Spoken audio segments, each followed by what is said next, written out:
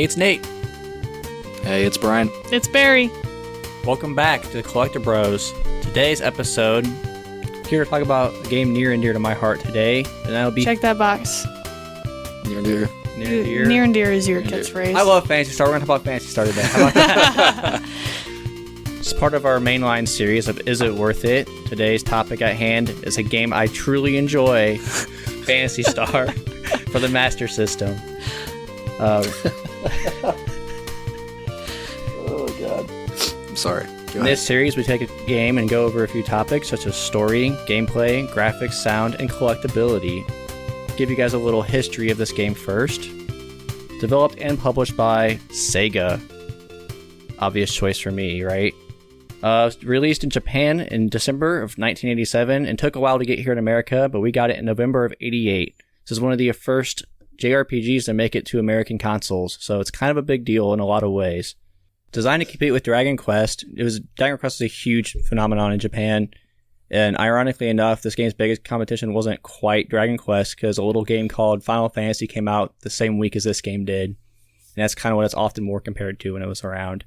This game was designed to be unique in concept from the get-go. There's a lot of innovative, creative features that went into the thought process and overall design of this game. Really unique, really stands out from the bunch, and if you play it, you'll definitely experience the same thing. I'm going to pronounce some Japanese names now, so please bear with me. Can't be any worse than the Godzilla episode. No. I'm not going to try this. Barry, what the fuck does this say? Sega hired Kotaro Hayashida and Yuji Naka, you may know as Sonic's daddy, to head this team. He's Sonic's daddy. It is. He's Sonic's daddy. The first person they had in mind to help create this game was Riko Kodama. You may know her from Skies of Arcadia. It's where she kind of blew up tremendously, but this is where she got her start on the graphics department. They had her in mind to bring something unique to the table. There wasn't a whole lot of female-led Japanese games coming out at the time, so the art department, they wanted to be led by women. A lot of women developers on this game to kind of bring a unique feel and touch to the industry. They had that in mind when they made this team. She also did graphics for Sonic and Altered Beast, other Sega classics. She's very important in the history of Sega and gaming in general, honestly. Kind of goes in tune with Phantasy Star in general. It's so innovative and a little underappreciated in the long term of things, but we'll go over that, the collectability aspect of this. But other unique features in this game had in mind. They wanted it to be on a bigger cart, so it's on a 4 megabyte cartridge, which is huge for the time. There's a lead protagonist, is a woman in this game, which is pretty much unheard of for back then. The sci-fi / fantasy setting, super unique. There's 3D dungeons. They made this game in mind to be ambitious, and it certainly delivered on that fact. Yeah, I think it's only 2 years after Metroid also, right? So it's like the number one game people think of with a female protagonist is probably Metroid. I think this is only 2 years after. Was that revealed in the game? Yeah, first one? When you beat it. Yeah. Okay. When Metroid come out? Yeah. North America is 86. So, yeah. Oh, wait, that's arcade. I'm sorry. 87 on NES.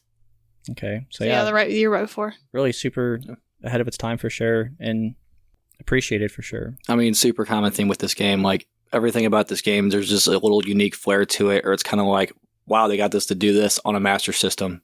It's pretty cool. I don't know if any of the other games on the NES at the time required a battery, but this one did. The only one I can think of is Zelda.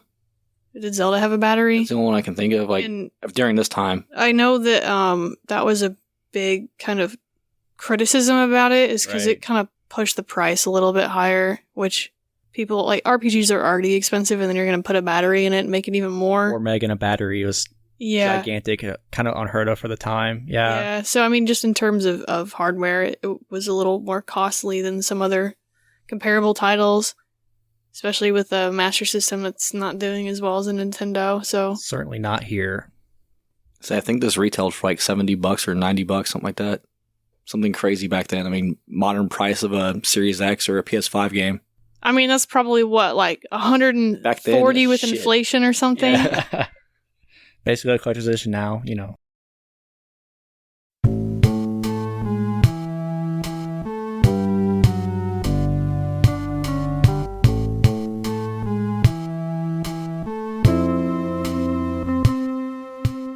So let's dive in, guys. Let's go over the story. I want to talk the whole time, so somebody else want to I mean, if I remember correctly, was it the main character's name is Alice, and her brother gets killed, and you basically have to go kill the guy that killed your brother.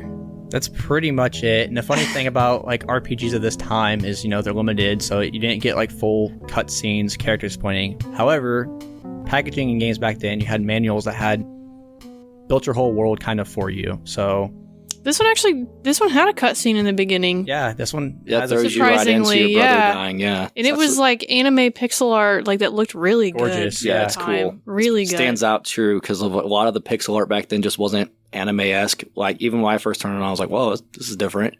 Yeah, for sure. And that's kind of the beauty of this game specifically is like there is a very loose story, but there's kind of stuff in it you can dig in, and there's things that really accent it, even though it's just kind of John Wick in space. Except your brother instead of a dog. It's a revenge story in its purest form. And that's one thing I do appreciate because I don't have a physical Master System copy of this game, so I was just playing it off the Switch.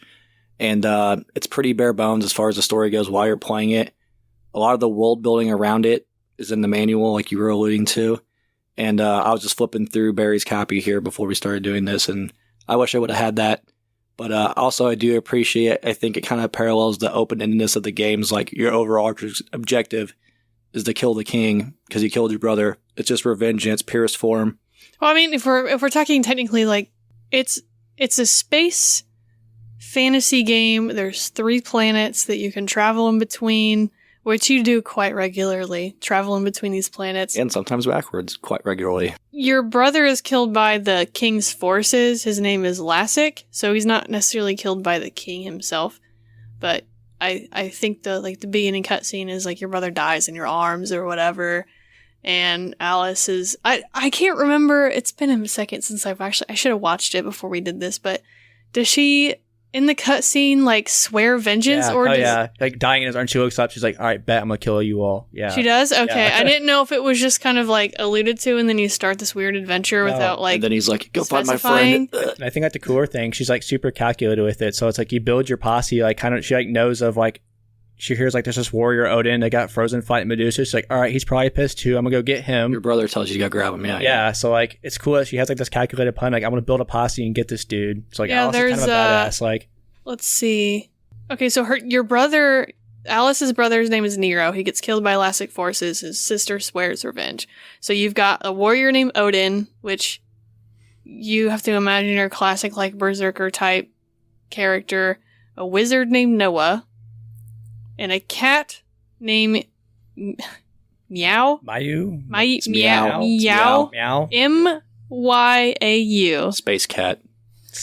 That's why it's spelled that way. Is he orange or something like that? Yeah. So you basically have a big beef ball.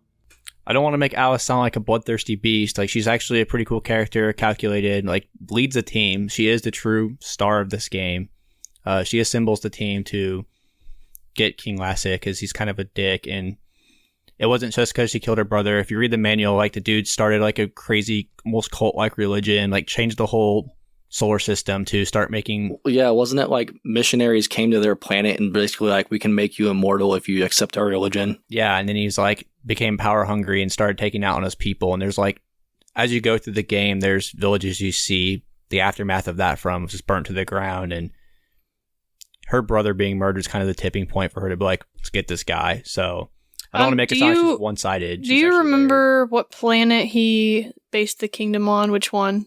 The earthy one. So there's Palma, which is like the green earthy one. I think it's on that one. The barren one, which is Motavia. I think that's the second one you visit. Yeah, yep. And then the ice planet is Dezorus. Oh, wait, it is on the ice one, isn't it? Is he on the ice planet? So. Because the whole system is the Algol system. Right. He's on the ice planet. You know what? If I had to guess in a JRPG setting, it's going to be the last access. Yeah, you go back and forth. So actually, the normal planet after the ice planet one. Yeah. You go back in the so top many right. times. Yeah, and then you go, technically it's in the sky, remember? If you like, So all that. It's in its own little area. Meow is a fucking hero and grows wings and saves your ass and flies y'all up there. I don't know why he looks like a cat, because he's clearly the goat. Like, come on. I hate you. Anyways. But yeah, it's one of those things where product of the time, the story's kind of loose, but it's there for, I don't think it's like completely wide open where you don't have any enjoyment out of it, but it's definitely not the carrying point of the game. Like, agree. I mean, yeah, it's a super early RPG. I mean, we're still talking like, pen and paper RPG era game. This like they converted that into a digital medium, so give it some slack in that regard. I mean, they only had so much space to pack on there. It wasn't like some of those extremely detailed computer RPGs. Right. So it's a basic RPG plot that you kind of see reflected in just about anything. You got the bad guy, you got your revenge story, you got your couple characters. I don't know if they have character side quests or anything like that, but I mean, we're talking this is like an 8-bit, right? Yeah. Very early very console early. RPG. So for the Master System, I think in the whole hook, something like that. But there's a different word I'm looking for. I'm only one Red Bull deep. I don't know. Oh my god, damn! I guess I'll just say hook. But the hook of this one is the first-person scrolling dungeons. I think that was what really drew a lot of people to the game. So it wasn't necessarily the story. They just kind of put one in there and was like, okay, here's a story. I mean, you have Final Fantasy to compare to, and it was so much more in depth with like Bahamut, and can't remember anything else at this point because it's been a while since I played that one too. But I mean, built a little more of a world in that one. I'll give it credit. Like Phantasy Star and Final Fantasy are a little different, where the Final Fantasy story is kind of like an insert story, and that is how Dragon Quest was. Dragon Quest is a self-insert. It'll always be a self-insert. That's how the series has always been branded. The creator is like, the main character is not named because like you are the character. So that is more comparable to Final Fantasy in that sense, where this one is like, we have named these characters, they have their own personalities, they have their own backstories. Like, it's constructed for you and you're following along with them on this adventure. So that is kind of a difference between the two in terms of, especially them coming out in the same week in competitive eras.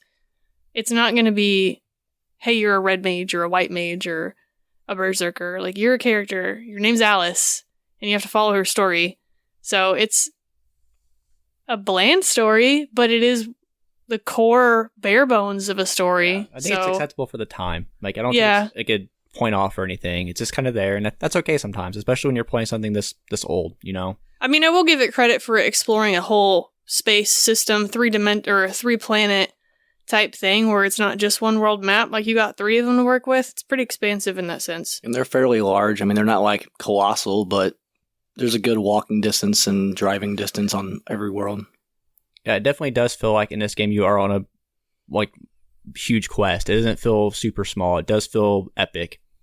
Yeah, I mean, this game isn't really about the story. It's almost like your first RPG science fiction adventure epic, and it was kind of more about that blend than being a, what's the word?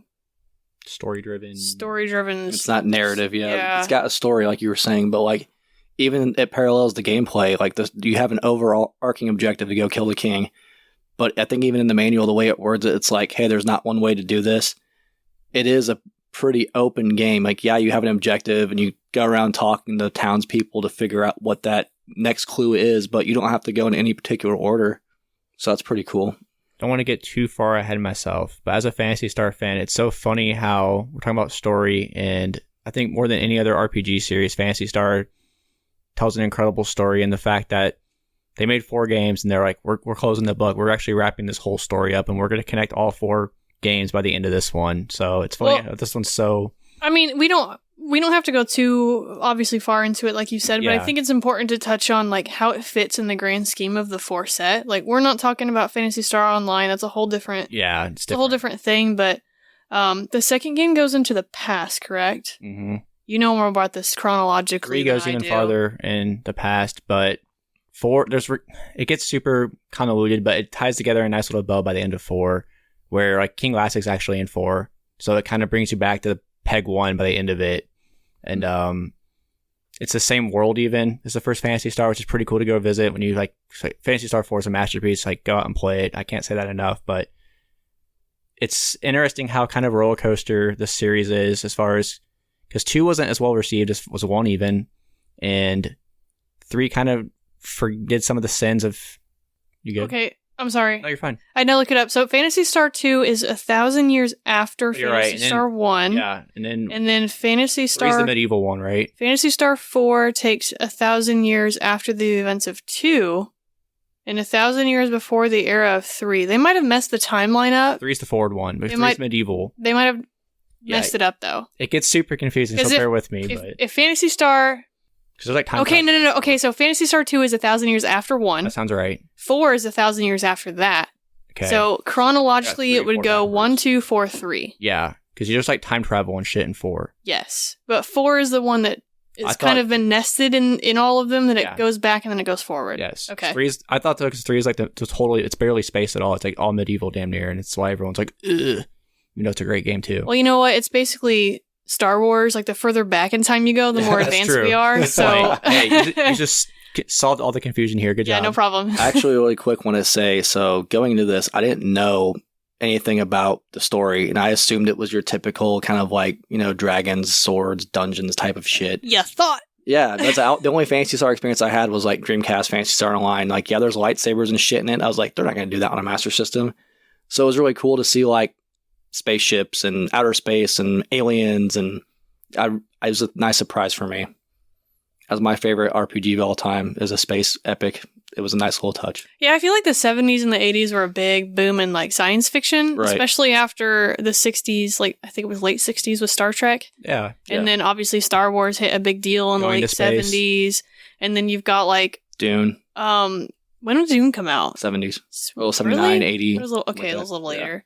So that's kind of like the style of things, and it's very interesting that nobody else has really tried it. Right. Yeah. Like when you think of like role-playing games, everyone always kind of went back to like a medieval style. And so this was very interesting that it was like science fiction to fit with like what people were interested in terms of just a generic audience. It's a shame it didn't get a little more popular, but oh, tell me about it. You know, okay, that's fine. I think it was stunted by the system a little bit, Definitely. But that's a whole different thing. We'll so kind of get there too. I'll say my personal preference, I will take space and sci-fi over like the and now shit every day of the week. We know Mass Effect boy. We know. I'm more of a swords and sandals guy, but I love sci-fi too, so I get kind of the both of everything in this. So I'll take whatever I can get. You know what? I like. You know what? I'll take. I like them both. Full crowd here. What do you know? I'm totally cool with modern RPGs too. I'll take it all. As long as it's good. Oh, farm. I don't care. I don't care at all. Eat some beans on the farm. If you got any form of a sword on it, space sword, metal sword, wood stick sword. I don't think there's anything else really to cover for story, really. Like, once you beat King Classic, surprise, like every great Japanese RPG, there's still one more boss. So you go back to visit, like, the reigning mayor guy, and you realize there's a evil being. You have to kill him. He's pretty challenging. Once you beat him, you find out that Alice is actually part of a royal bloodline before King Classic. And he's like, hey, you want to be queen of the solar system? You can say yes or no, and you get your little ending cinematic. That kind of puts the neat little bow on Phantasy Star 1. It's weird how, like, in other RPGs, and that's the thing, this is probably the oldest one that I've played, a lot of the characters are fleshed out based through, like, narrative stuff. And this, you kind of get, like, the relationship with the characters by, like, fighting with them and, like, leveling up with them and having battle with them. There's not a lot of, like, cutscenes. There's a couple, right? But that's the only time of any sort of development you get from any of the characters that are in your team. What's interesting, they're all kind of, other than Meow, really. Meow's just thankful to not be held hostage anymore, but they're all kind of in their way seeking revenge themselves. So you could see connecting dots, how they'd be motivated to kind of posse up with you. I thought Meow, the best dialogue. He comes across like this Garfield-esque, like, by the way, I can save the day. Like, he's the best. It says here that Odin is Tyrone in the Japanese version. Oh yeah, they all have different names, yeah. And Noah is Lutz in the Japanese version and then in later English games. So I think if he's referenced in the further ones, his name is Lutz, the wizard, but he's Noah in this one. Super interesting. I know there's differences with the MK3 version and the Master System version, which we'll be covering when we kind of have those highlights, but anytime when there's translation, you're going to have stuff like that.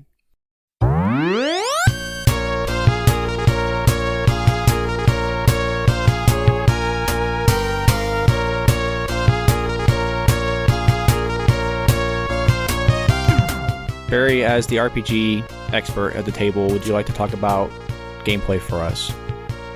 So the gameplay in this is kind of what you would imagine a Final Fantasy 8-bit style to be at first. So you've got your little character on the overworld screen or in the towns or whatever. What's interesting on this one, I don't know if a lot of them do it, but your party members follow you. Which, like, I love that shit in RPGs. Like, okay, cool. so, Yeah. you know, and I don't know, I'm not as experienced on, like, Final Fantasy is my jam, and I'm not as experienced on some of the retro ones, because, like, my first one was 7.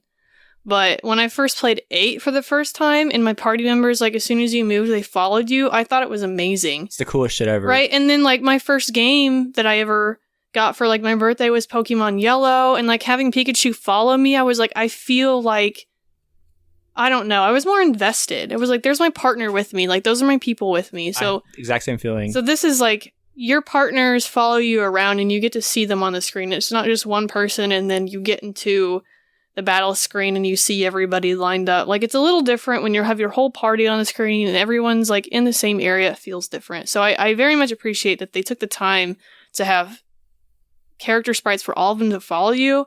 But you've got all kinds of colors are very bright. It's not like a flat style, I don't know, Definitely muddled. pops.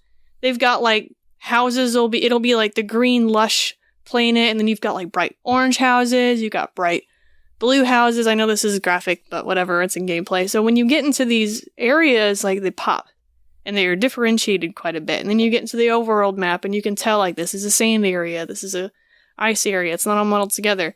But you do walk around like a top-down, I think it's a 4-direction, not an 8-direction. Correct. Okay, so up, down, left, right only. Walk around like that. You can go inside of houses, you can talk to NPCs.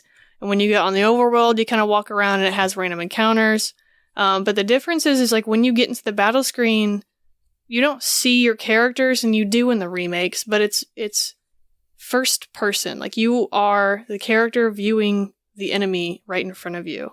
So it'll be, like, if it's in a field, it'll have a field background, and then you'll see the enemies in front of you. The menus are a little hard to navigate on the Master System version, and it takes some time to understand, like, what's going on, because there's no, like, tutorial system in the game to teach you, like, what you're doing or what anything means. To the fire. And I think one thing that does kind of stand about this RPG, it does almost feel like the old school PC RPGs where it's menu heavy. Absolutely. And it's kind of interesting to see on a console. Not only that, but it's like menu heavy when you get to the dungeons, or the computer heavy when you get to the dungeons, like that style. But, like, when I played this game and got into it for the first time, I was like, I'm so fortunate to have this book, because I'm cracking this thing open. Because there were some things in the menu that I'm like, what does this mean? What is this? I don't understand what this thing is, and I'd have to go into the book and consult it like an actual manual. It wasn't just like a book that told me the story. It wanted you to interact with the materials that it came with. And that's kind of classic of, I think 2 came out with a hint book. A hint book, because it was so damn hard. So necessary. If you guys ever played Phantasy Star 2, like, my God, is it necessary? But, like, now, when you look at back on those things now, people are like, what do you need manuals for? We have walkthroughs. It's like, we didn't have those, homie. I'll even go one further. So I was playing this on the Switch, like I said previously, and they have a digital manual, but, like, I wish I had this Master System manual. It's so much more in depth. Like, and it's not thin. It's a thick manual. RPGs usually have a pretty thick manual up until a point where they throw... You can kind of see the turn, where they do less tutorial in the game because it relies heavily on the manual, and then you see a turn in maybe PS2 era. That's where it's really started, where the manuals kind of went away because they were implementing tutorial systems inside of the game because people didn't want the manuals, because they were like, we Prima guides and stuff now. Back then it was like, if you wanted hints, like, you had to call a phone number, and it was only based in America. If I remember right, it was only based in America. So if you were in, like, Canada, you had to call, like, international to get those hints. Rip your wallet. Or you had to trade secrets with your friends and be like, what did you find? What did you find? What did you find? Or swap VHSs of people doing walkthroughs. So the manual is so imperative. So, like, when I was playing this at first, like, I knew for a fact I needed a walkthrough for this game. Like, I don't have the patience, but I wanted to give it a good shot. And I was like, I'm going to need this manual. So I had the manual with me. It is cruddy and taped together. So I'm just, like, delicately, like, white hand gloves, like, trying to maybe peel this thing apart because it's like old and water damaged. Whoever had it before me, like, clearly they didn't read the manual. Oh, whatever. It says in the manual, don't submerge it in water. They didn't listen. So apparently whoever had it before me used it to death, but it taped it back together because they were like, God, I still need this thing. But the menus are hard to maneuver at first. And so once you get it, it kind of makes sense. But like I said, the hook is the dungeons. I don't think really before this we had anything like this on a console. So when you get inside of the dungeon, it is a first-person style dungeon crawler. Think of Persona 1 or something like that, where you've got the floor under you, a ceiling above you, and then the walls left to your right, and it's like a perspective tunnel. It's like 3D rendered. It's like a 3D rendered tunnel. A lot of it is green, like bright green. That's just how it was. Green, blue, red, or yellow. There is no map system on it. There's no little mini map that's going to track where you've been in the dungeon. So the whole thing was like you had to draw your maps. So you take a step forward, you keep going forward, and you'd count, okay, I went four steps forward before I hit or left or right. And I tried it. I sat there and on my couch and I was drawing maps myself until I just fucked it up so bad that I was like, forget it. I need a game facts. Yeah, I need a game facts map that somebody else did. Bust out the graph paper. Well, that's what you had to do, is you had to draw the map to try and figure out, like, okay, I already went down here. Like, there is a giant boss here. There's a chest here or whatever. But like, that was the big core mechanic of this game that separated it from a lot of anything else that was out in terms of an RPG, was the first person dungeon crawling style, PC style battle system on a console game. That's excellent. But I mean, really, other than that, like, that's the core of your gameplay. It's pretty simplistic. It is complicated and a little overwhelming at first, and you're not used to it. This game will kick your ass if you don't sit there and kill some bees for a while outside of the town, because I found that out. the bee will hit you one time and you about to almost be dead. Oh, you know what the best part is? When you're going back to go get healed for free and there's a bee right before you get back into town. No, that's that's why you take one step outside the town, you go forward one, you go back one, you go forward one, you go back one. Oh, I learned. That's it. Like, you don't step any more than 3 feet outside that town until you're, I don't know. I don't remember what level I stopped at. And if you get a scorpion, you dead very, very early on. There is some grinding you gotta do. It's not insane or anything, but it's the normal. Like, right. I think Tales of Phantasia, I had to do the exact same thing where it was like, all right, better stand outside the first town you're in and just go back and forth. Early RPGs, it's just what you have to do, and you swallow that pill. And you know what? It's not that bad in this. For a guy who's like male on RPGs, it's not that bad. I felt like it was fine grind wise. It's no Phantasy Star 2, thankfully. I feel like there were parts you had to grind, but you're not going to sit there wasting hours of your life grinding. One thing I did want to cover was the actual battle menu. Actually, that's something I could slide in right there really quick. Yeah, you take that one over. Better. Yeah, so like you said, we're grinding initially. Enemies will just decimate you early on. But I'll say this, once I figured out, it's like, hey, everything pretty much drops money. Use that money and go buy a better sword. It's game changing how like you keep buying better and better inventory, and it's decimating to these enemies. Like, you could take on 5 or 6 at a time, no problem. I feel like the grind's always progressive. I don't feel like you're just grinding for an extra hit point or two. Like, it actually does feel like you're progressing. It's nice because you get experience, so you get more health, but mainly I was grinding for money, and then there's a certain point in the game where like money's not really an issue because you are killing so many things.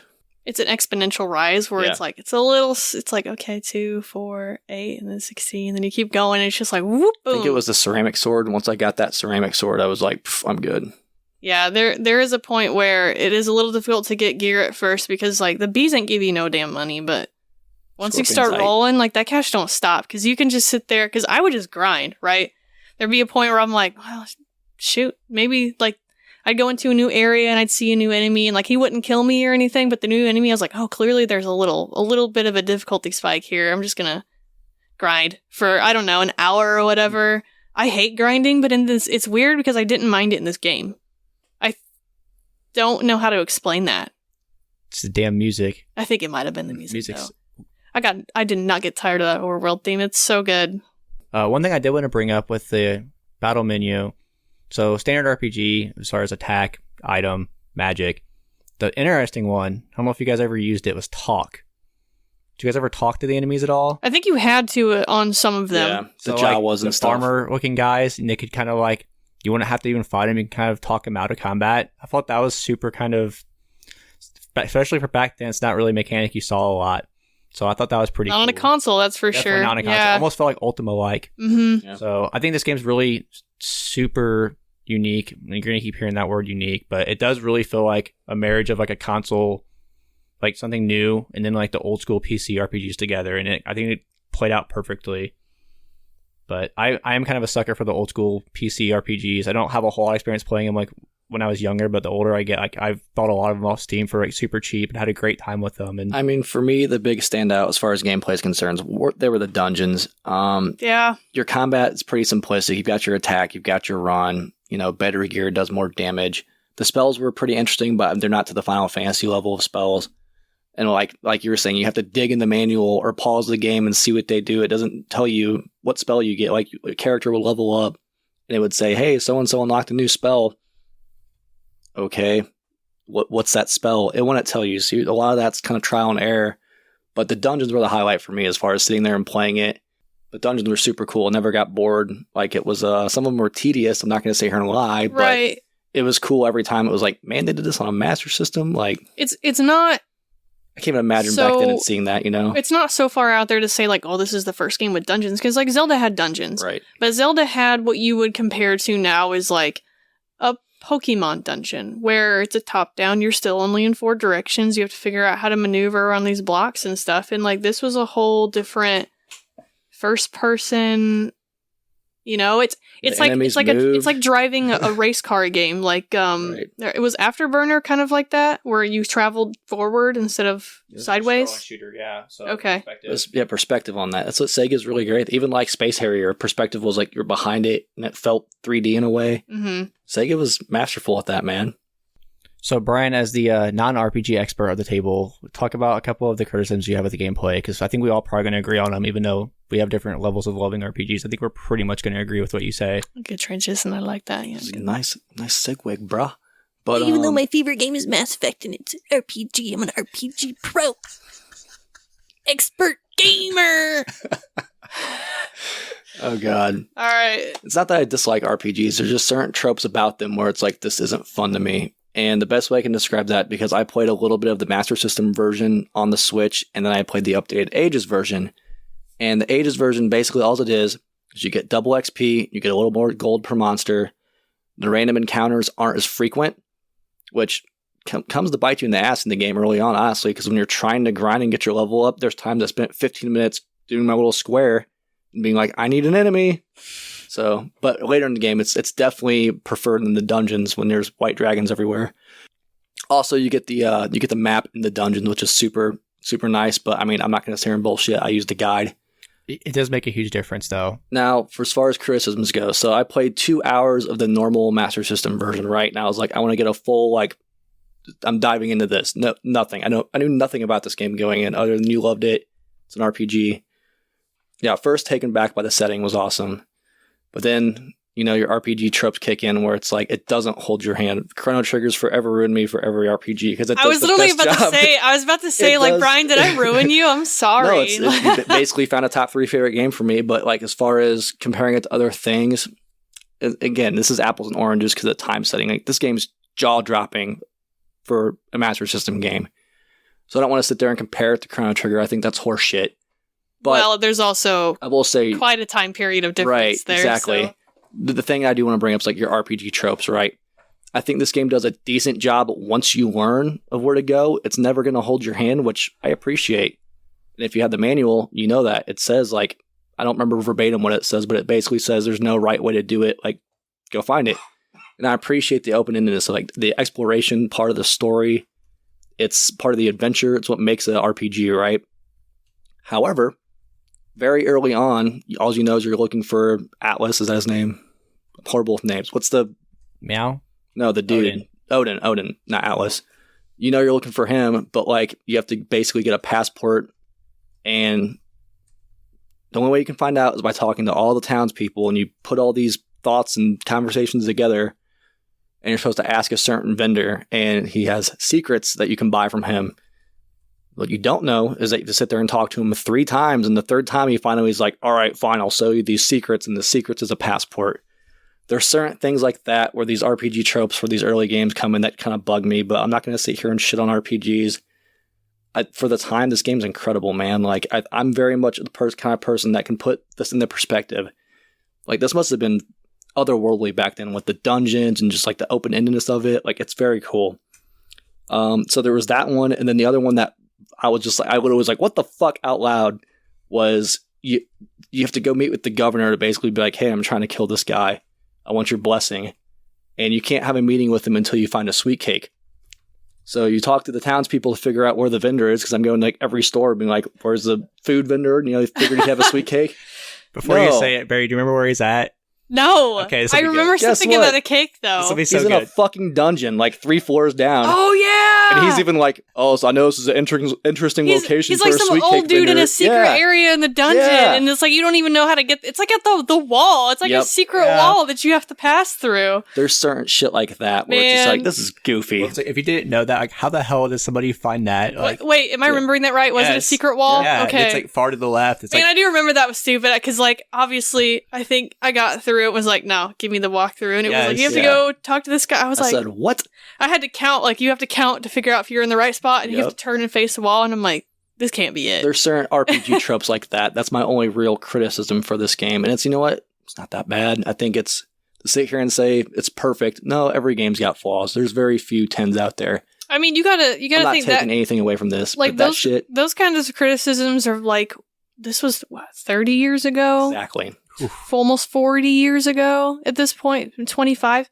But we've got so many quality of life and like improvements since then on those kinds of things, because it is kind of trial and error, and like they probably might not have been able to have enough data to put in a journal system. And like the first time you ever played an RPG with a journal system where you could actually reference like what was the last thing you did, like trying to jump into old RPGs and not, especially after more than 2-3 weeks and not remembering where you were and exactly what you were doing, it's very difficult to pick it back up. So, and to continue off that, like, to sit here and say this is a criticism, I think it's kind of blasphemous, because once I learned, like, hey, you buy the weapons, kill the shit faster, talk to people that tell you where to go, and I was using a guide at a certain point. But before then, I was like, it's so rewarding. It really is, like, figuring out that's where this dude was. And then the other one that was kind of a question mark was when you free the guy that's going to build the spaceship for you, like, and bust him out of jail, and he doesn't want to come with you even though you busted him out of jail. You just sit there and keep talking to him. There's just dumb shit like that sometimes throughout the game, but it doesn't take away from the experience. Like, when you figure these puzzles out, if you will, it's super rewarding. And for a guy that doesn't have a lot of experience with JRPGs or any RPGs except for, modern stuff, it was fun. I thoroughly enjoyed it. It was very rewarding. Yeah, I think those are fair. I mean, imagine if you had no one else to talk to about this game, and back then, like you said, there's no internet to look up a walkthrough. Like, how the hell do you figure some of this out? Like, I don't think it's like Castlevania too bad, though, where it's like, oh, go hide in the corner and the tornado will pick you up if you're there for 8 seconds. No, it's all in the game. There's nothing like that. So to sit there and say it doesn't hold your hand, it's kind of fair, but also talk to people. It says in the manual, talk to people. Like, I wish I would have had a manual again. You get so much from like connecting those dots together of your conversations with other NPCs. And don't get me wrong, some of them are worthless. But if you go interact with everybody like you're role-playing, you're this character, this is what you would do in real life if you're looking for leads, it's beneficial. Yeah, I think that's super fair to be like really the only criticism, because everything else is pretty balanced well in the game. I don't think there's any part where it's like this is too hard or too difficult. Some of those dungeons are kind of wild to navigate, but like some of the dungeons are super intimidating. Draw your maps if you have to. But you learn as you go. Even like, I remember I was bitching to you early on. I'm like, I'm getting smoked. Like, what the hell? And I realized, okay, you can stockpile burgers to get health. And then once you learn some of the healing spells, once you learn the spells, what they do, it's rewarding to figure out like, oh, I can slap these enemies that used to give me trouble. The progression's super nice. I think one thing you didn't bring up that I might bring up is when you're buying weapons and armor, it's Barry touched on it earlier. It's just kind of like modern improvements to games. Like, I really wish I could have seen numbers of like what is item buying is actually doing. It doesn't give you any stats. You have to open like the info menu, and then you look at what you're equipped with, and you're like, okay, that's how I. But like, what's my stats though? Yeah, it's a little backwards and hard to maneuver. So, well, this is more expensive. I hope it's better. Like, that's basically how it was. Right. Like, I got a mithril sword, and then I got a diamond sword, and now it's like, wow, this is the first time I've seen a diamond sword, and it's 20,000 gold. I'm buying that one. Yep. That's just how it went. Yep. So, and then certain characters can only use certain weapons. So when you sit there and buy 2, and it's like, oh, this guy can't use that. Yeah, that's true. I mean, like, in a game, especially... Thank God you can save. Chrono Trigger, because we referenced it, that is a little different because later on in the kind of life of RPG style, like, you bring into stat bonuses and that kind of thing. But a game this old, especially on an 8-bit console, it was like, at the most, you're going to have characters, like Brian said, who have different style weapons that they can use. Like, the cat can only use claws, and the mage can't use a sword. But, like, you have only X amount of styles to choose from, and it's not like, okay, I have a dragon sword that does +5 to dragon type, and then I have a fire sword that has a ice weakness or whatever. It's like you got a sword, and then you got a stronger sword, and then you got the best sword in the game, and that's it. And it's simple and it's basic. Odin could use guns and swords. I was like really the only one that was like mixing it up. I think I ran him with guns. Yeah. I remember. Oh yeah, I gave him that laser gun because it does like 20 damage melted per... people. That's an interesting dynamic to bring up though, because there was like a certain point with him where it's like, do I use him as like a bruiser or do I use him for shed damage on everybody?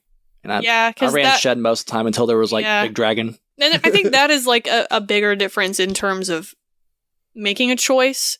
And that's a good thing that you brought that up because I totally forgot about it. Did multiple hit damage instead of one target. So that was kind of the choice you had where it was like, all right, am I going to do a stronger single attack or am I going to try and get everybody? But it wasn't like I'm choosing, is this weapon with dexterity better for my build than this weapon with intelligence? Blah, blah, blah. And I'm like, no, man, this ain't Elder Scrolls. Okay, this is a basic sword, shield, vest. Maybe you get a helmet and shoes if it's fancy, but like it's a sword, shield, and a vest. That's really about it. Thick fur.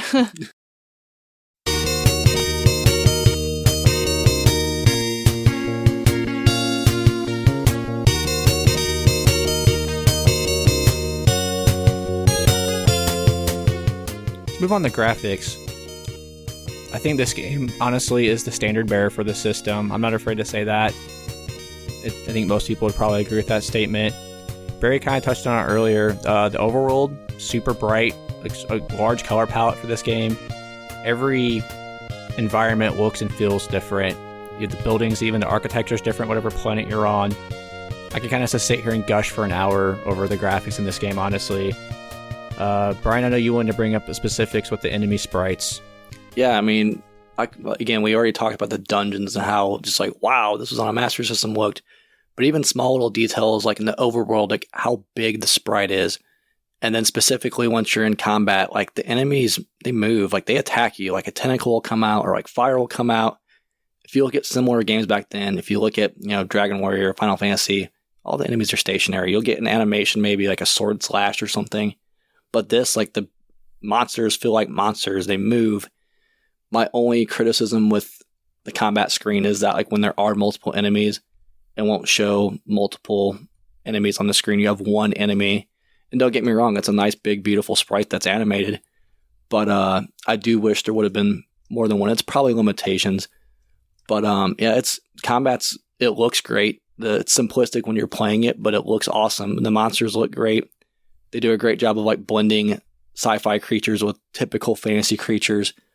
Every single one of them looks unique. There is some color swapping, some palette swapping, but just to have like giant, fully animated sprites back then was like, this game truly is a marvel for the system it was on. It's, like you're saying, I'm not afraid to say it's the best looking Master System game. Without playing every Master System game, I know nothing looks better than this. Yeah, Kodama did a great job with just the overall design and graphics department for sure. Knocked it out of the park with this one. Barry, do you have any favorite parts of the graphics? I think the first time I went into a dungeon and kind of saw how the walls move when you travel through it, I was like, that was extremely impressive to me. But I will say the colors got me by shock too, which is why I mentioned it previously. But the colors being so bright, the model for Alice is not that great on the map. So like, whatever, that's fine. But the airship or the spaceship transition between worlds was so cool. So there's a lot of like itty bitty kind of things that you look at and you're like, oh wow, that was cool. Oh wow, that was cool. And I had to remind myself that I'm like, this is an 8-bit. I'm playing this on a Master System right now. What's going on? What is this? So there's so many things. Oh, and a lot of the enemy models are really good. Oh, yeah. I feel like I remember it was either maybe a Cyclops or a Giant that the first time they came up, I was like, well, this guy's going to beat my ass. Yeah, because they're skeletons look really good, too. They're all, like, horrifying and huge, and it looks like they want to beat you up. Like, yeah, they you can tell what they spent their time on. Like, I think they really did try to push the dungeon aspect of it, because, like, the animation movement style is the best in the dungeon, in my opinion. It's not just like the boring top-down side, whatever.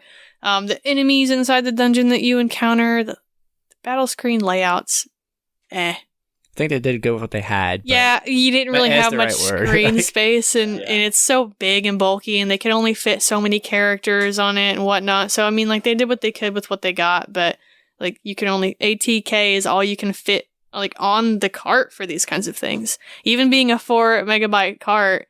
So, and then trying to jam all that music in there too. Anyways, but it was just, I did have to sit there and remind myself, like, this is a Master System game that came out before the 90s, a lot of the time. So it was just, if you can play it on a Master System, I would suggest having it for the experience, but probably the best looking 8-bit game I've ever played. Hands down. I agree with that statement. Like, I'm very high on this game. I'm going to throw that out there very quick. But like, I was so shocked how... I knew going in, this is like a technical masterpiece for the system.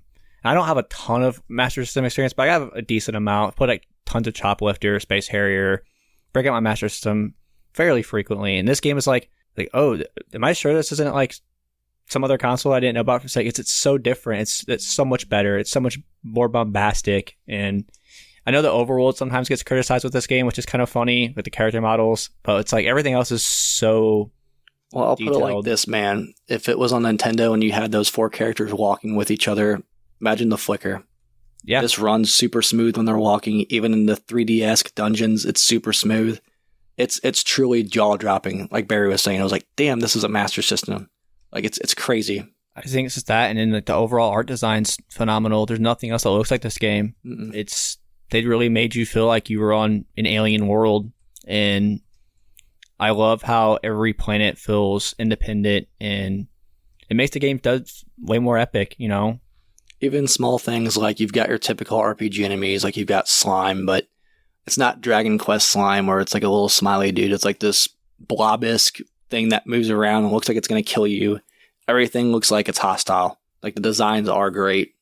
Even the cutscenes, like, you get a lot of expression through the characters, because like we said earlier, there's not a ton of like dialogue with these characters, but you learn a lot about them through the, I guess to call them cutscenes is fair.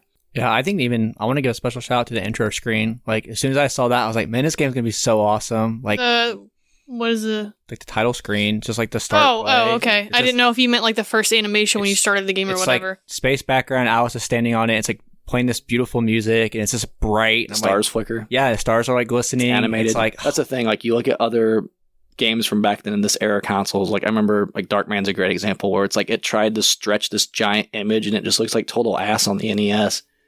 This looks beautiful. Like, everything that shouldn't look good looks great. Cutscenes looks like anime. The overworld, it doesn't flicker. It's not zoomed out too far where there's not details. Like, I can't emphasize enough. I know we've said it 100 times already, but I'm going to say it again. It's crazy that this is a Master System game. Good job, Sega.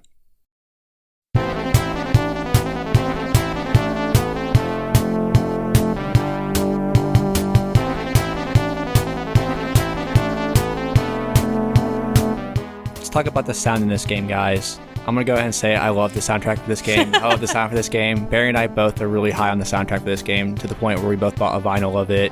So, Barry, talk about the sound a little bit. Especially in an RPG where you're spending a lot of time grinding, you're going to be hearing the same songs quite often. And this was an overworld theme that I did not get tired of. There's a lot of games where I play where I'm like, oh my god, I'm tired of listening to this song. But every time that overworld theme come on, I was just like, yeah, this is good. Never got tired of it. And like, that's pretty indicative of like the composer, especially with working on an 8-bit sound. It's pretty difficult to get such variation, and so like it's very well made. People still talk about it all the time, so it's really good.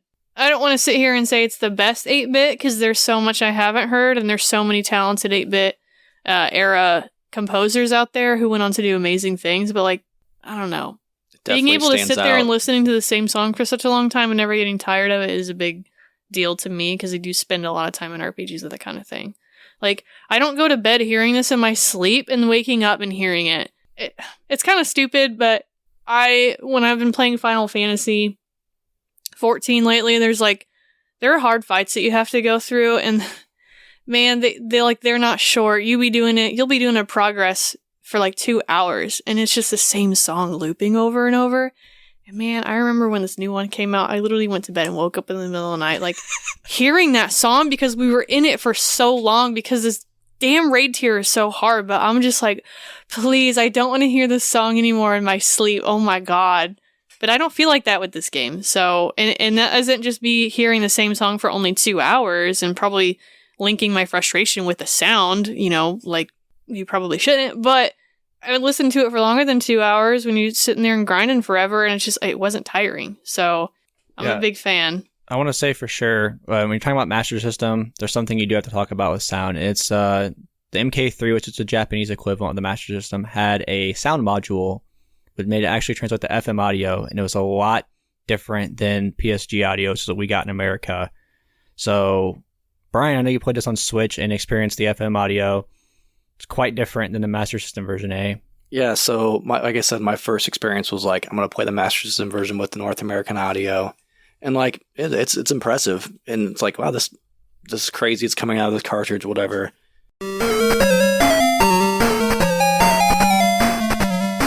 And then I played the 80s version with the FM sound, and I was like, holy shit.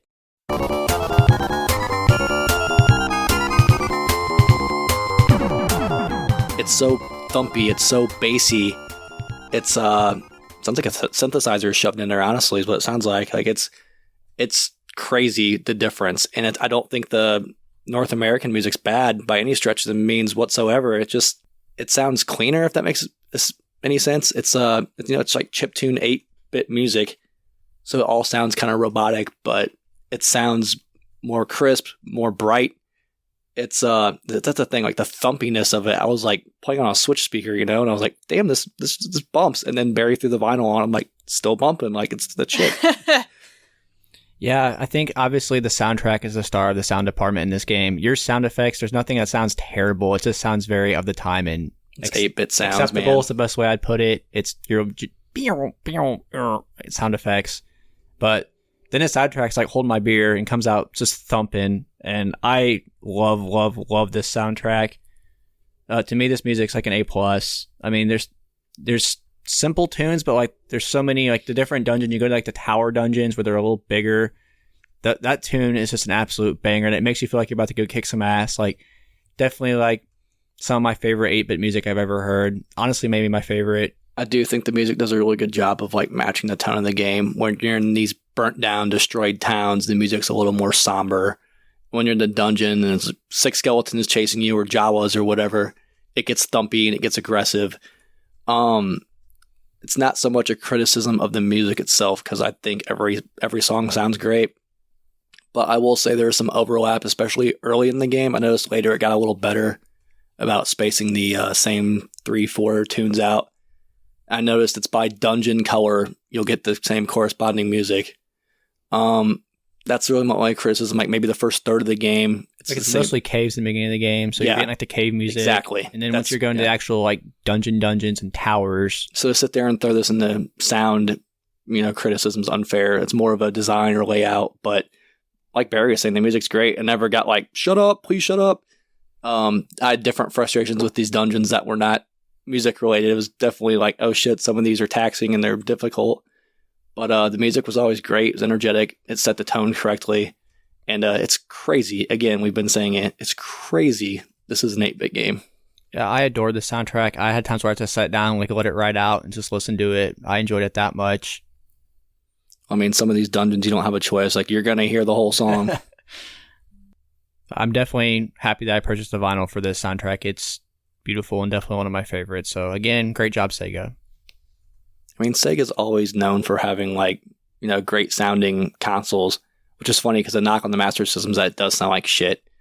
And again, just to have this coming out of a Master System, like, can't emphasize on, go YouTube it. Go ahead, kids. Like, it's crazy.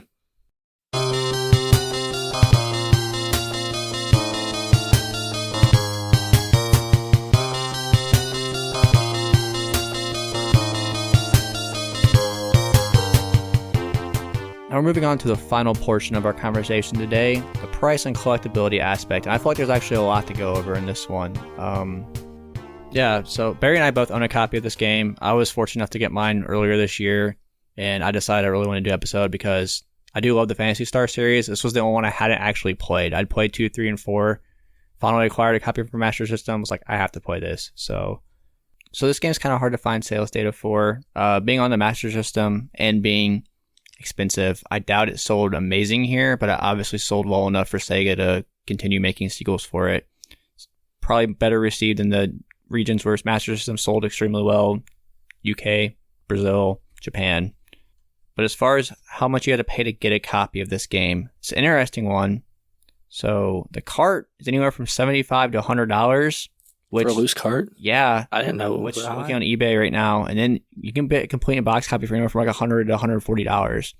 So it's a couple bucks more to get the whole package. We stressed how important it is with the manual. I don't know why you wouldn't just go ahead and splurge a little more and get a whole complete package. Conditions, kind of a big one on this one. If you have all the inserts and stuff, you can get up to $150 to closer to $160. But you're going to spend anywhere from $60 to $100 either way you want this game. Right now? Mm-hmm. When did it go down? It went down a little bit, yeah. I guess everything has been going down a little bit, huh? Yeah, I mean, your general asking price is around $140, $150, but they're selling for around $99 to $100. Like, so okay, I want to say I spent around $140 for mine. I don't want to jump the gun and sit here and say what I think a reasonable price is for this, so I'll wait. Sure. But yeah, there's actually a lot of conversation going into this one. So another interesting aspect of this game is Sega's done a really good job of kind of keeping this game alive and porting it and modernizing it. So other ways you can buy this game besides the original Master System copy. The first re-release of this game, there's a Japan exclusive Mega Drive version, just pretty sought after. It's literally the exact same game. It's a Master System cart and a Genesis shell. Interesting. Pretty low print, pretty expensive, pretty hard to find. You're going to pay a lot for that. The next time they did it was on the Saturn for the Phantasy Star collection. It was also Japan only. It's not a very well received port. Yeah. People generally shit on it. It's got all 4 games on it though, right? It had 3 of them. It's also going to be fairly expensive because it's Saturn. I think it's around $80 to $100 when you buy that. Wait, Sega dropped the ball with something on Saturn. No way. Shocker. Yeah. Then there was a Game Boy Advance port of this game under the Phantasy Star collection. This is a very well received port. People enjoy this. Barry has one. I'd love to have one someday. Then Sega did... Wait, for what? What do I have? Game Boy Advance. Oh, the collection? Yeah. I'm sorry. I totally forgot that existed. Oh, yeah. No, it's in a bright purple box, and I was just like, whoop, pooped out of my brain. It's a great port. It's very well received. For a long time, that was the best way to play this game, a modern setting. Japan did a line of Sega games we touched on previous episodes called the Sega Ages Collection. It's a Japan-only PS2 version of this game. This one's a little different. It's kind of hard to put with the rest of them because they modernized the graphics. They made it like a very anime style for the whole game. It's not 3D, but it's not... What's the word I'm looking for? Well, honestly, like the dungeons are, it's, instead of a faux 3D, it's full 3D. Yeah, but even like the overworld view, it's not... So what is what I'm looking for? Like sprite animation. It's like smoothed out and it looks 2D. The angle's different. It's more isometric. It's definitely isometric is a good way to put it. It's the same game as Phantasy Star 1. It's like the rest of Ages games where they do a different version of it. It's not super well received. The music they actually butchered, which is a big knock on it. Yeah, and then the graphic style kind of tears people between because looking into this one, I actually want to play this because it's technically modernized, but this whole thing that Sega did at Sega Ages was like budget games. These weren't full price. And when I was doing research on this, I guess the budget to make this game, you can tell it was like a budget title is the knock on it, right? Right. And you're going to spend anywhere from $80 to $100 on that one too. Damn. So there's certain things about that version too, where like even the battle screens, it shows all 4 of your teammates there. There are changes to the gameplay. You use crystals where you kind of get buffs and damage boost and stat boost and things like that. So it's not really the true Phantasy Star experience. So it's hard for me to put this one with that, but I always want to mention the Sega Ages because they're honestly pretty cool. It's something I would like to start collecting for. And there's more cutscenes than that. It develops kind of characters a little better. Right. It's going to be confusing. Yeah, PSP is the first time you could watch it in America. Sorry. Gotcha. So yeah, they did these cutscenes on the PS2 Ages version. The first time you could actually watch those American Roy was on the PSP versions of Phantasy Star, which isn't an actual remake of this game. They had like a novel they did. And then the most recent port is on the Switch, which Brian and I both played. I went through this on Master System and Switch. I love this game so much I played it twice back to back. It's the modern way to play it. It's not physical, but it's $8, I believe. I think it's like $5, ain't it? $7. I got it on sale for $3. So if you're just wanting to play this game, it's the absolute cheapest way possible, and it is a great port. There's a little bit of modern, like helps you out. There's it's quality of life touches is how I would word it. To put it. But if you want to play the straight up Master System version of it, it's on there, audio and all. Yeah, and the map's the big one where it renders where you step, so it kind of generates a map for you as you go across the dungeon. And it also highlights items in the dungeon on your map for you. So like if it's a chest, if it's a secret wall, you don't have to sit there and try to find it. It'll show up on your map. There's other things too, like when you're in the spells menu, you highlight the spells, it'll tell you what it does. Correct. In my opinion, without getting too far ahead, it's a pretty good option. It is, unless you're a collector. So let's jump into it now that we have some facts about all the different ways to play this game and kind of how much they all cost. First thing I want to know, it's kind of interesting. They're all generally the same price other than the Switch version. Every physical version is pretty much the same price for this game. Interesting. That factors into a couple things for me. And a lot of it's like accessibility. What consoles do you own? Are you a purist? Do you want to play it on original hardware? Do you want to play the straight up real Phantasy Star experience or get this weird PS2 bastardization? Look, homie, it's still not as bad as the Chrono Trigger PC port, so we got that for sure. You know what? There's always the Android version. So we going around the table? Is that what's going on? I think so. So, Barry, what are your thoughts on like the overall collectability price thoughts on this game? First off, tell me any more games on the Master System that come to mind other than like Wonder Boy. I would say some early arcade ports for Sega like consoles. big name, brand name, right. Master System exclusives. You know, your it's Wonder Boy. Well, wait. Yeah. Because it's really just Wonder Boy. It's Wonder Boy and it's Phantasy Star. So, and now like when I hear people talk about, influential RPGs or like, best RPGs, like Phantasy Star 4 is always on the list, but now that thing's been getting kicked off. And I don't think there's much appreciation for Phantasy Star on the Master System because it's kind of been difficult to get a hold of. Nobody has a goddamn Master System, okay? Nobody does. Mine. So the port on the Switch is really nice. Like if you want to play this game, like just get the Switch one, to be honest. But if you like that game and really appreciate this game and you're a collector, like I implore you to put this in your collection. I think it's important for the representation of science fiction in role-playing games, representation of a character and backstory-based team that we didn't really see on consoles, especially this early. One of the earliest representations of a female protagonist that took decades to catch up to when they were already doing it. Quick shout out to not having a freaking romance shoved into it, too. She just felt like a normal person, so... Yeah, it wasn't like... And that could have been very easy to do. Who knows if they did all that marriage stuff later in Phantasy Star. We're not going to talk about all that, but they copied everything else from Star Wars. And she's like on the cover, it's the late 80s. So to me, like this is an important game in RPG history, even though a lot of RPG players now have lost that history and don't really know anything about this game. But the further back you go into Phantasy Star and you see the roots of this game, it was a huge technological marvel at the time for this kind of game. And I think it's an important piece of my collection. When I bought mine, like I heard about it, I'd never played it, but I knew it was an important thing that I wanted to buy and like play. So I heard there was a store like 3 or 4 hours north and they had one for, I think the sticker was like $55 or something like that. I was like, I don't care.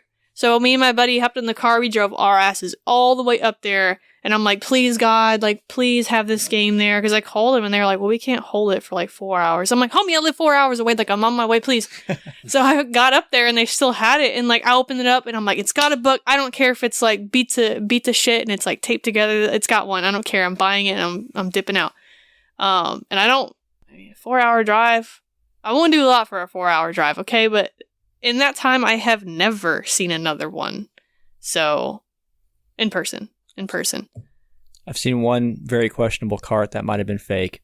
So anyways, yeah, I think this game's worth it. I mean, if reasonably right now for what this is, here's the thing. If they will not, do a Phantasy Star resurgence of any kind, that's not Phantasy Star Online garbage, New Genesis, whatever, and actually give us like a new game, like this game will jump up in price because of, oh wow, what's Phantasy Star? Oh wow, what's Matt? What is this? I gotta go back and get them. Like, even Phantasy Star 4 is the most expensive of the series, and it's still like hovering at a reasonable number for how loved it is.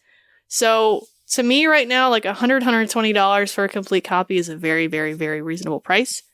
On the back of maybe they'll bring this back. I don't know. They got a Valkyrie Elysium game that people thought we were never going to see ever again, and now there's interest in that game, and they're putting Lenneth on his digital, which is tight. His game is digital, so you do have the option to play it, but like as a collector, if you're interested in owning this game, this may be a good time to jump on it. You know what? Maybe I'll be wrong, and they'll never ever do anything with Phantasy Star ever again, and make us all cry, and it'll still sit at $100 and $120, whatever. But like, there's always that chance that a game like this can shoot up because of modern interest. So, $120 for a 1988 Master System game is completely reasonable. And if you told me it's not, I'd be like, what's wrong with... Do you know how much this game when it came out? You're getting a deal. Mm-hmm. You're getting a deal on it for $100 now. It's a very good point. Anyways. Yeah, honestly, my opinion's almost identical. I think if you want to play it, if you're intimidated by the age of the game, or just RPGs in general, the Switch version's great, the ages, because it gives you the ability to play both.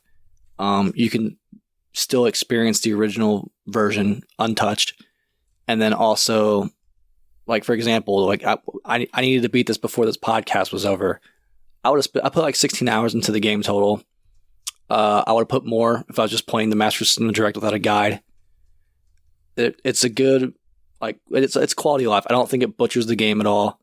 You get the option between both sounds, and I think it was like $5 or $8, like you're saying. I got it for $3 on sale. Like, pull that trigger every day if you're just trying to play it. However, I am a collector. The reason why I collect physical media is just because somebody needs to save this shit. Like, Nintendo's horrible about it. Thankfully, Sega's a lot better archiving their things. But like Barry is saying, the $100 is a steal for this, I think. It's an RPG. It's an early RPG. The history behind it, the significance of it. I mean, yeah, all day I'd pull that trigger. I don't have a copy. I didn't know it was only $100. Like, I'm probably going to pull that trigger pretty soon. It's a fairly recent thing. I got to find my Master System first. But I mean, I agree with everything Barry said. What a deal for $100. Like, just the historical significance alone, if you put that in perspective, or just any, like, RPGs retain value too, man. It's not like, I don't think this is going to tank. I'm not your economic advisor, but safe buy for $100, super safe buy. I would say 120, super reasonable. And if you do want to experience other ways to play it, it's available.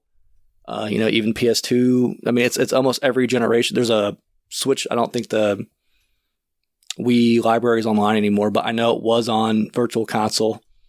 I mean, there's different ways to play it. It seems like they're going to keep releasing a digital version of this game. The Switch version, I mean, it's just modernized. It feels nice. It feels good. It's a great option, and thankfully there is options to play this. There's no excuse not to play this, quite frankly. But as far as like buying it as a collectible, collecting it, pull the trigger on that Master System version, especially if they're all roughly the same price. Because I mean, you think about the PS2 version, you're going to have to get a Japanese PS2 if you don't already have it. I mean, Master System's a safe bet, man. Yeah, I think everything they said plus a little extra. So Barry touched on it earlier, like what's on Master System. Even the really expensive rare games on Master System, we got the boxing game and Sonic. Like if you want to play Sonic, play it on Genesis. Like, don't play the Master System one. This is, to me, think Master System, it's this. This is the game on Master System. What other banger of a game on consoles is it like, oh, you're only spending around $100 to $140 on, and it's an RPG, and it's an all-time classic Sega game, and it's got sequels, and it's kind of still living on in a way with Phantasy Star Online universe. Like, this is where it started. There's not a whole lot of series this big and with the longevity, the lifespan, where you can get into it for like $100 to $120. Like, I think it's an absolute steal. I spent around $119 for mine, I believe. This was earlier this year. And it's kind of, everything right now in the market's kind of settling down at this point in the year. But this game's never dropped under $100 really from once it kind of hit that mark when everything went up a couple years ago. I think it's an extremely safe bet. I think if you're a Sega fan, it's an absolutely must buy. Part of the reason I was so slow to pull the trigger on it was because it kind of did stay at the same price for a while. But when things started jumping up, I was like, I probably need to get this before it goes crazy. So I've bought it. I'm in the process of watching a 2, and I'm going to buy 3 and 4 after that. But this series in general is one that's extremely important. And it's kind of one of those things we're going to have to wait and see if it gets lost in the shuffle, or if people look back and go, you know what, this is a really great series that doesn't get the due love. And I feel like RPGs are kind of on fire, and Barry touched on it. There's series that we never thought we'd get anything again coming back. The difference with Phantasy Star is they made Phantasy Star 4 to literally shut the book on this series as far as this capacity. It really was to end the story. So they might make another one someday. I have a feeling it'd be some microtransaction hell, knowing Sega nowadays, but you never know. I think there's a lot of compelling points to buy this and not a whole lot not to at this price point. It just seems, I don't know what the hangups or negatives would be, honestly, for that price, for something so important, influential. I want to say beloved too, because I feel like doing research on this, every video that whoever's hosting, it's like, I love this game, I adore this game. And like Barry is saying, I don't see very many copies of it out and about in stores. Like, if you see it at a reasonable price, again, I'm not your financial advisor, but pull that trigger. I agree. It's probably not, when you go and see Master System stuff in general, just kind of, when you do, it's hang on. Right. Great baseball, great football. If you see Phantasy Star sitting there, you got to pick it up. I would say all day, this is an absolute pull the trigger. It's worth it. It's a very fun game, which all these expensive games just aren't fun. This one's extremely fun. It's extremely important. It's worth it for the soundtrack to me alone. I mean, but no, it's a great game. I think anywhere you go, you can't really hurt. You might as well buy the Master System version, get the original. It's kind of the most history behind it. They all generally cost pretty much the same. If you want to just play it. Switch is a great way to experience it. I plan on getting every version of this game because I'm willing to spend that much on it. I love this game that much. This is honestly my favorite 8-bit game ever made after playing it. It's in my Hall of Fame for sure. So I think it's a unanimous yes from the Collecti-Bros, and as far as Phantasy Star goes. Buy it, get it for your collection, experience it, play it. It's wonderful. We love you, Sega. So that's it for today's episode of Collecti-Bros, and is it worth it? Brian, what's next in the hatch for us? So next episode is a conversation about games we wasted our money on. It could be disappointing purchases. It could be, games that you buy and then they shut the servers off in 6 months. No foreshadowing there. Collector editions that don't pan out, or games that are expensive when you buy them and now they're a couple bucks. All sorts of variety. Interesting conversation there from a collector's perspective. Thank you so much for listening to Collecti-Bros. If you enjoyed this episode, find us online. We would love to interact with you. Facebook, Insta, TikTok, Twitter. Get a hold of us. We'd love to hear your thoughts about Phantasy Star. If you think it's worth it like we did, thank you so much. We appreciate and love you all. Have a great day.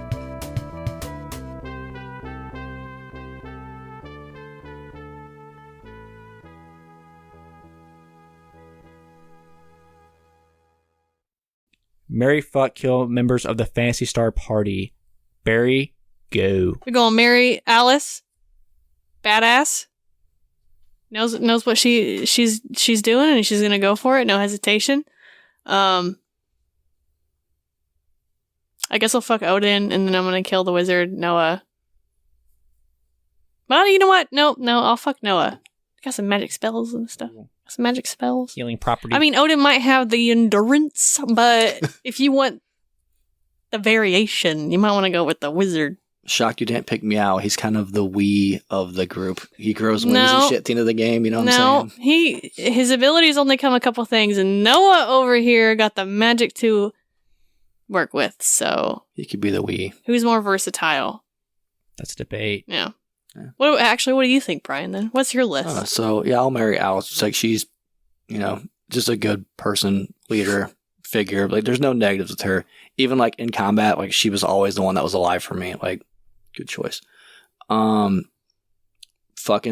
Meow. If I ever get if I ever get turned to stone, just break open his necklace and we good. Too many gas station boner pills, just break open the necklace and and then I'm gonna kill Noah just because he was kind of the most useless in combat. And what? All right, whatever. That's fine. Yeah, I had the exact same list as Brian. Marrying Alice. Actually, I want to change my answer. Oh, no, it's just a party. Just kidding. Well, again. Well, go ahead. What? I was going to kill the guy that makes you go do the guy that builds the rocket ship. That when you break him out of jail, he was like, no. Oh, I thought you were going to say me go kill the guy I had to find to get the fucking bread. Oh, the governor and made me go get that roll. Yeah, he could die too. No, not the governor. The guy with the roll. Oh, the actual vendor. Yeah. Yes. It's not his fault. The economy's shit, and he has to make a store in a dungeon. Is it though? It's true. It's a little weird of a place. He even said it himself. He could die. I'm marrying Alice. She's clearly the leader. She's the best character. She's got it going on. We've all kind of said it. I also picked Meow, the fuck, because the sassiness, the dry humor. It's